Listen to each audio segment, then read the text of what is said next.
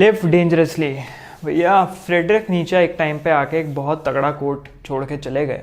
Imagine करो, एक tight रोप walker है, दो बिल्डिंगों के बीच में एक रस्सी बंधी हुई है, उसके ऊपर एक इंसान चल रहा है। वो इंसान चल रहा है, अपने आप को बचा रहा है ग्राउंड में ज़मीन पे गिरने से। अब उसके ऊपर कोई कंपल्शन नहीं है एज सच, बट वो चल रहा है उसके ऊपर, अपने कंफर्ट जोन को पुश करके बाहर निकलने की कोशिश कर रहा है।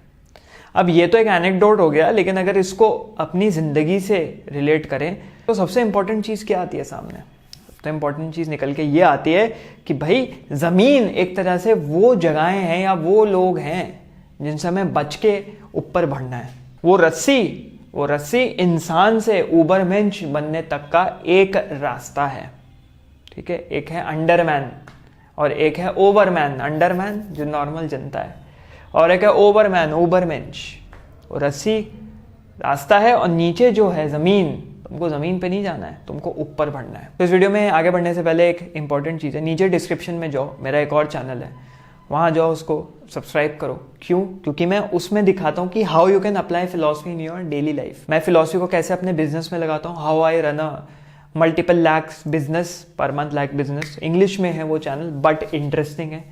व्लॉग स्टाइल में, एपिसोड डॉक्यूमेंटेशन स्टाइल में मैं अपने दिखाता हूँ किस तरीके से फिलॉसफी यूज़ करता हूँ, किस तरीके से मैं ऑब्स्टिकल्स को ओवरकम करता हूँ। लिव डेंजरसली का भी कॉन्सेप्ट है, वहाँ पे बहुत जगह मैंने अप्लाई किया है। जाओ, इंटरेस्ट लो।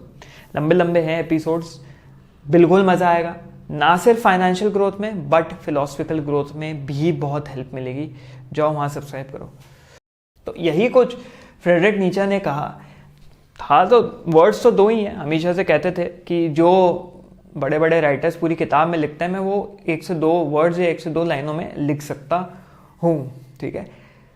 सबसे इंपॉर्टेंट चीज़ ये है कि अगर हम इंटरप्रेट करें लिव डेंजरसली, जो इनका कोट है, उसका सबसे इंपॉर्टेंट महत्व ये है कि भाई embracing risk, discomfort and uncertainty, इन 3 चीज़ों को इन्होंने बहुत ज़्यादा एम्फेसाइज किया है। रिस्क, लिव डेंजरसली, रिस्क लो।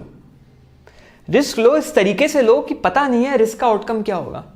मैं ये नहीं कहने वाला कि रिस्क का आउटकम पॉजिटिव ही होगा, ये अच्छा ही होगा, बुरा भी हो सकता है। तो वो अनसर्टेनिटी अंदर में होनी चाहिए। रिस्क के साथ अनसर्टेनिटी। रिस्क तभी लेते हैं, जैसे बिजनेस में बोला जाता है रिस्क लो भैया, पैसा लगा दिया अपना सारा, रिस्क है, लेकिन एक अनसर्टेनिटी है। अब रिस्क के साथ बोलेंगे भाई हाँ लगा दो, स्टॉक्स है, रिस्क है स्टॉक्स में पैसा लगाना, लेकिन प्रॉफिट मिलेगा ही नहीं मिलेगा, कभी ना कभी। लगा दिया स्टॉक में पैसा, लेकिन यहाँ अनसर्टेनिटी है।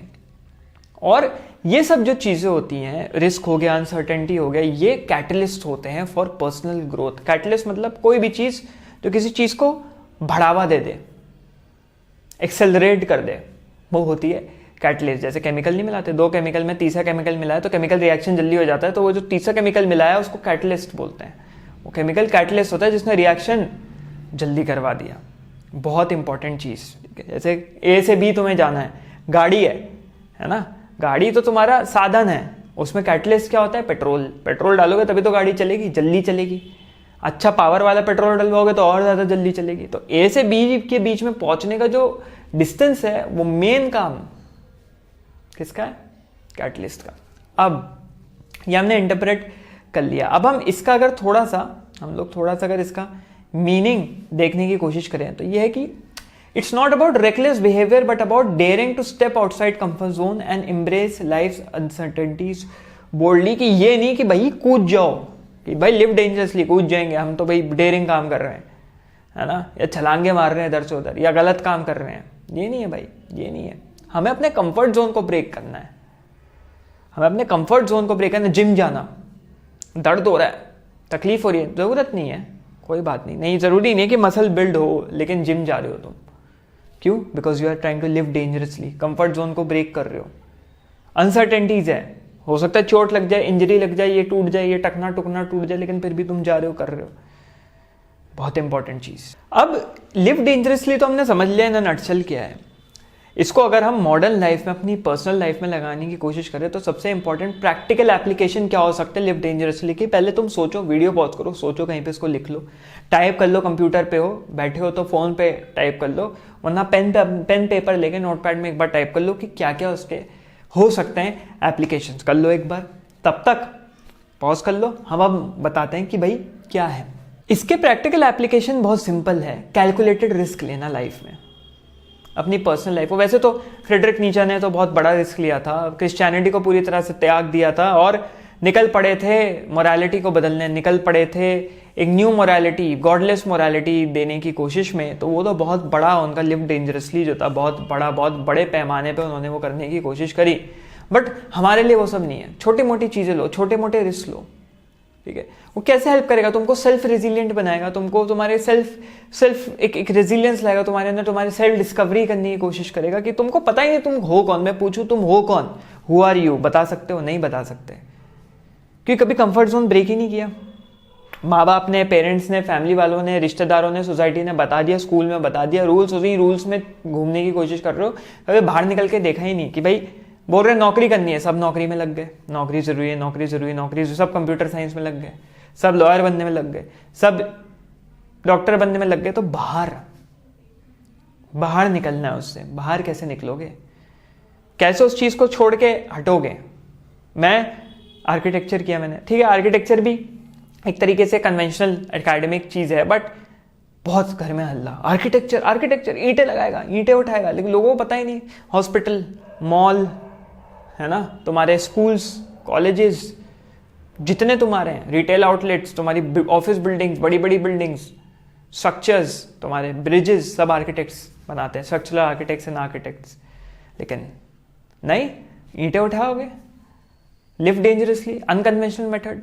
तो समझ रहे हो कितनी इंपॉर्टेंट चीज बन जाती है। अब इसके हमने ये बता दिया कि भाई कि तुमको एम्ब्रेस करने चैलेंजेस, लाइफ के चैलेंजेस आएंगे। नीचा ने कह दिया चैलेंजेस आएंगे, जिंदगी में मुश्किलें आएंगी, you have to embrace them and live dangerously. And how to embrace them? By living dangerously. अब इसके हम लोग अगर थोड़े से देख लें कि इसके साइकोलॉजिकल और इमोशनल क्या बेनिफिट्स होते हैं। साइकोलॉजिकल ये होते हैं कि तुम फिर किसी भी चीज को पुश करना शुरू कर देते हो, डिस्कम्फर्ट को एम्ब्रेस करना शुरू कर देते हो।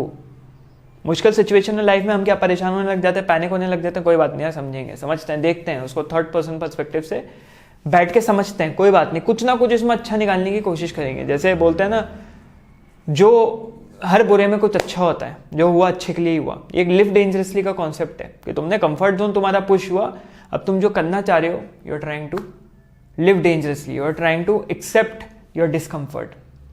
समझ रहे हो? इस चीज को अप्लाई करो, इस चीज को अपनी पर्सनल डेवलपमेंट में अप्लाई करो, लिव डेंजरसली कॉन्सेप्ट को। ऑथेंटिसिटी बहुत इंपॉर्टेंट है, मेन इसका मुद्दा है ऑथेंटिसिटी।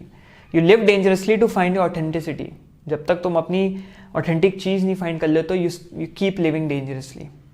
ठीक है, करो, अप्लाई करो। एक छोटे छोटे टास्क को गिनना शुरू करो, जो भी तुम कर रहे हो अपने कंफर्ट जोन से बाहर जाके, उनको रखो, नोट डाउन करो, और कभी ना कभी कमेंट सेक्शन में आके बताना, या कभी तुमने अप्लाई किया तो यहाँ पे आके ज़रूर बताना। ठीक है, तब तक के लिए इस लेक्चर को इतना ही रखते हैं, है ना। कट लो अब।